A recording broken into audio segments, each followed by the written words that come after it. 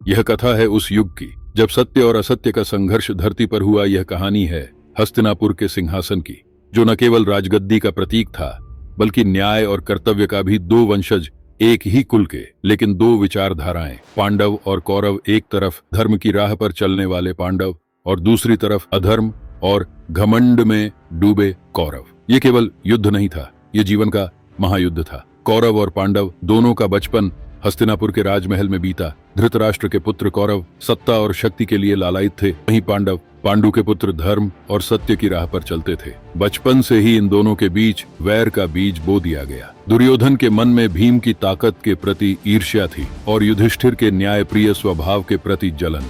इन रिश्तों में दरार गहरी होती गई जो भविष्य में एक महायुद्ध का कारण बनी। द्रौपदी का स्वयंवर इतिहास का एक ऐसा क्षण था जिसने पांडवों और कौरवों के बीच की दूरी को और बढ़ा दिया। अर्जुन ने अपने धनुष कौशल से स्वयंवर जीता और द्रौपदी पांडवों की पत्नी बनी। इस विवाह ने कौरवों के मन में प्रतिशोध की आग जला दी। ये वह क्षण था जब कौरवों ने अपनी अधर्म की पराकाष्ठा पार कर दी। युधिष्ठिर जो धर्म के प्रतीक थे, छल और मोह में फंसकर अपना सब कुछ हार गए। सभा में द्रौपदी का अपमान किया गया। दुशासन ने उसके चीर को खींचा, लेकिन श्री कृष्ण ने उसके सम्मान की रक्षा की। यह वह क्षण था जिसने महाभारत के युद्ध की नींव रखी। पांडवों को 13 वर्षों के वनवास की सजा मिली। इस कठिन समय में उन्होंने सहन शक्ति और दृढ़ता से जीवन के हर पहलू को समझा। श्री कृष्ण जो पांडवों के मित्र और मार्गदर्शक थे, हमेशा उनके साथ खड़े रहे। वनवास ने उन्हें लड़ने की प्रेरणा दी, लेकिन धर्म का पालन कभी नहीं छोड़ा। कुरुक्षेत्र की भूमि युद्ध के लिए तैयार थी,